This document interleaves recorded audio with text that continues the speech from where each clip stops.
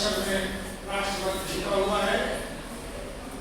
अब इस कार्यक्रम में हम सभी के बीच आचार्य जी से अनुरोध करते हैं क्या बचा ये 5 दिनों से चले आ रहे सुंदर कार्यक्रम देशभक्ति से भरे हुए कार्यक्रम बचा है के अंतिम सोपान में हम आपसे लोग मिलने का है और अपना आशीर्वाद सभी छात्रों को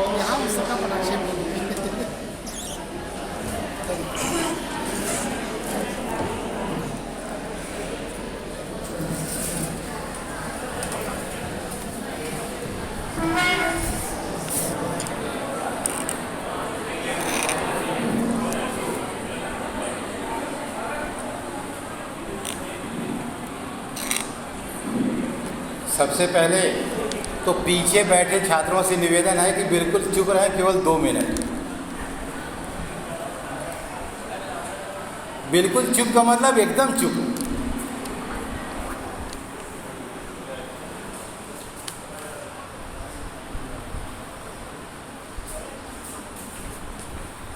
संचालक महोदय ने मुझे निर्देशित किया है कि मैं आपको आशीर्वाद दूं। सच पूछिए तो आपने इतना कुछ पूरा कर दिया है कि आशीर्वाद भी देने को शेष नहीं बचा। एक सप्ताह से ये कार्यक्रम अनवरत चल रहा है और इस कार्यक्रम में हमारे प्राध्यापक, छात्र, हमारे सहयोगी, जितने भी महाविद्यालय से जुड़े लोग हैं, सब लोगों ने जितने निष्ठा से, जितने परिश्रम से और जितने राष्ट्र प्रेम से इस कार्यक्रम को संपन्न किया है, उसके लिए कोई भी न शब्द मेरे पास है और न मैं कुछ कह सकता हूँ। सिर्फ यह कह सकता हूँ कि ईश्वर आपका यह जज्बा, यह आपका समर्पण, यह सदैव बनाए रखे। यह विद्यालय के लिए भी हितकर है और राष्ट्र के लिए भी हितकर है। आज के इस कार्यक्रम में यह कहना बहुत मुश्किल है, हालांकि कुछ लोगों को पुरस्कृत किया गया, इसका यह कतई मतलब नहीं है कि वह कार्यक्रम बहुत अच्छा था और बाकी कार्यक्रम खराब थे। आखिर पुरस्कार देने की भी तो एक सीमा ही है ना। और सबको अगर दे दिया गया, मान लीजिए थोड़ी देर के लिए, तो पुरस्कार का महत्व खत्म हो गया। लेकिन सच्चाई यह है कि हर कार्यक्रम पुरस्कार से ऊपर है, बहुत अच्छा है।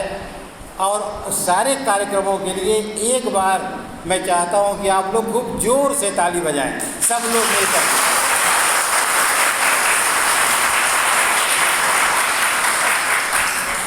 बहुत बहुत धन्यवाद।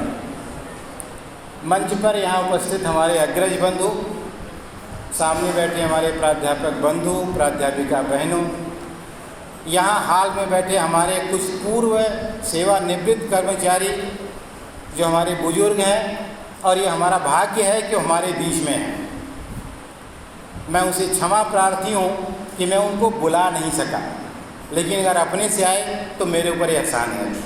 तो महाविद्यालय परिवार आपका स्वागत करता है, अभिनंदन करता है और आपसे निवेदन करता है कि आप जब जब महाविद्यालय का कोई कार्यक्रम हो, आपको सदैव निमंत्रण है। आप अलग से निमंत्रण का इंतज़ार न करें, आप आएंगे, हमें अच्छा लगेगा।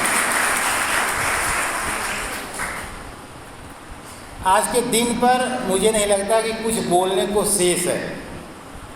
हमारे पूर्व वक्ताओं ने, प्रोफेसर जय कुमार मिश्रा जी ने, पतिराम जी ने, योगेश जी ने अपने अपने तरीके से बहुत अच्छे ढंग से सभी बिंदुओं को कवर किया है और आपके बीच में प्रस्तुत किया है।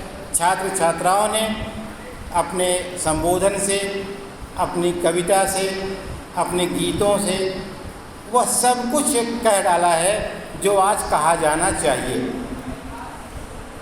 मैं कुछ प्रश्न छोड़ करके आपके बीच में अपनी बात समाप्त करता हूँ। हम 1947 को स्वाधीन हुए, स्वच्छंद नहीं हुए। हमने पराधीनता की बेड़ियां तोड़ी थी, मनमानी करने की इजाज़त नहीं पाई थी। हमने लोकतंत्र की स्थापना की थी, उसे सारी गंदगी का आवरण नहीं बनाया था। हम समानता की नींव रखे थे। हम जाति, लिंग, भाषा, क्षेत्र, इन सारे विभेदों को समाप्त करके अखंड भारत की स्थापना किए थे। एक बार हमको ईमानदारी से उन पर विचार करने की आवश्यकता है। क्या हम उनसे अपना नाता जोड़ पाए? क्या हम इंसान से इंसानी रिश्ता जोड़ पाए? क्या हम जाति से अलग हो पाए? क्या हम सही में पंथ निरपेक्ष हो पाए? क्या हम सही में मंदिर और मस्जिद का भेद मिटा पाए? क्यों ऐसा है कि परिंदा मंदिर पर भी बैठता है और मस्जिद पर भी बैठता है, दोनों के प्रसाद खाता है, लेकिन न वह हिंदू होता है न मुसलमान होता है? फिर एक ही भगवान की कृति हो करके हम हिंदू मुसलमान कैसे हो गए? इस पर विचार करने की ज़रूरत है कि हम जिस राह पर देश को ले जा रहे हैं, क्या उस राह पर चल करके हम आगे आने वाली पीढ़ी को उसका अस्तित्व प्रदान कर सकेंगे? अस्तित्व से चेतना निर्धारित होती है, चेतना से अस्तित्व का निर्धारण नहीं होता है, यह निर्विवाद है। हमारे लिए मंदिर जरूरी है, मस्जिद जरूरी है, भगवान जरूरी है, लेकिन उतना ही जरूरी हमारे लिए जिंदा रहना भी है। और जिंदा रहने के लिए हमारा पेट भरा होना जरूरी है। उसके लिए हमारे उस अवसर का होना जरूरी है जिससे पेट भरता है। तो ईमानदारी से हम कुछ भी कर रहे हों तो हमारा बेसिक उद्देश्य रोजगार, कृषि, बागवानी, उत्पादन, इन बेसिक चीज़ों पर हमें पहले फोकस करना चाहिए। क्या हम कर रहे हैं? आज हमें इस पर विचार करना चाहिए। यही सही मायने में हमारी आज़ादी है। आज़ादी वह नहीं है कि आंख बंद कर लें और ये समझ लें कि सामने कोई समस्या नहीं है, खुद अपने मुंह से कह लें कि पूरा विश्व हमारी तरफ देख रहा है। जरूर देख रहा है, लेकिन इस पर भी विचार करिए कि किस रूप में देख रहा है। कतई यह मत भान पाल लीजिए कि आपको बहुत अच्छी निगाह से देख रहा है। सब कुछ करते रहिए, लेकिन सच्चाई को भी स्वीकारते रहिए। जब ग्लोबल हंगर इंडेक्स आता है तो आंख बंद करने से काम नहीं चलेगा। जब मानवीय विकास सूचकांक आता है तो आंख बंद करने से काम नहीं चलेगा। जब हेनरी पासपोर्ट इंडेक्स आता है तो आंख बंद करने से काम नहीं चलेगा। जब विश्व असमानता सूचकांक आता है तो आंख बंद करने से काम नहीं चलेगा। जब बेरोजगारी का आंकड़ा आता है तो यह कहने से कि आंकड़े जब नहीं हुआ करते थे तब क्या देश विकास नहीं करता था, इससे देश नहीं चलेगा। कहने का मतलब यह है कि हमें बस स्थिति को स्वीकार करके अपने आदर्शों की बात, नैतिकता की बात, धर्म की बात, इतिहास की बात, इतिहास अनुभव के लिए होता है, इतिहास सीखने के लिए होता है, इतिहास की गलतियों को सुधारा जाता है, इतिहास का महिमा मंडन नहीं किया जाता है।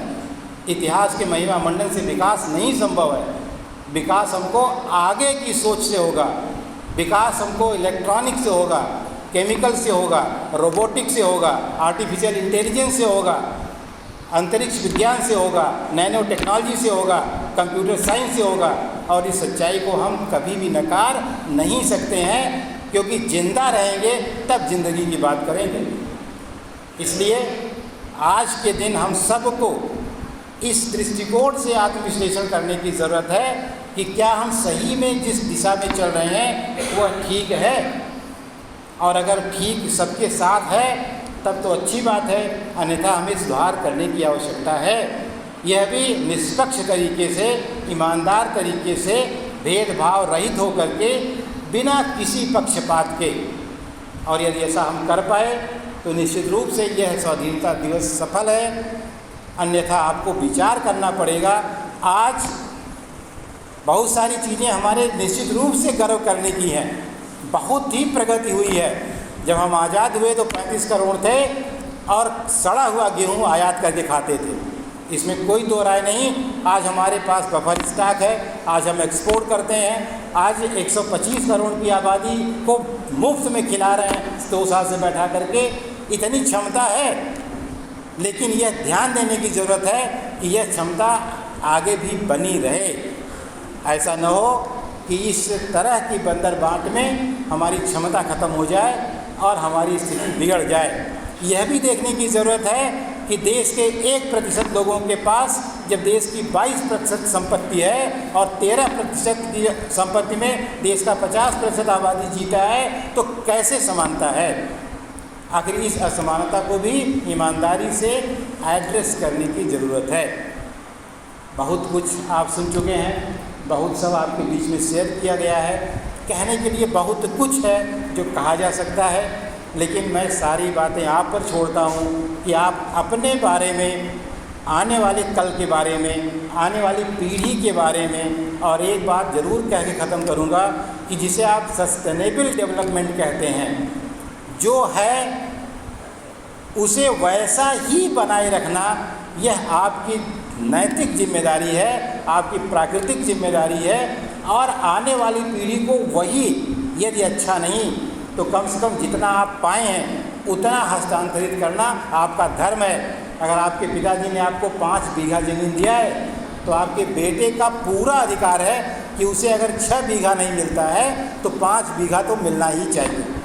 उसी तरह से जितनी भी प्रकृति प्रदत्त निःशुल्क वस्तुएं हैं, हवा है, पानी है, पर्वत है, पठार है, झील है, नदियां हैं, बाग है, बगीचे हैं, ये सब के प्रति आपकी जिम्मेदारी है कि जैसा आप पाते हैं कम से कम वैसा आने वाली पीढ़ी को ट्रांसफ़र करिए। यही आपकी जिम्मेदारी है, यही आपका धर्म है। और मेरी इस आशा और विश्वास के साथ कि आप ऐसा ही करेंगे और सही मायने में अपनी स्वाधीनता को परिभाषित करेंगे। जय हिंद, जय भारत।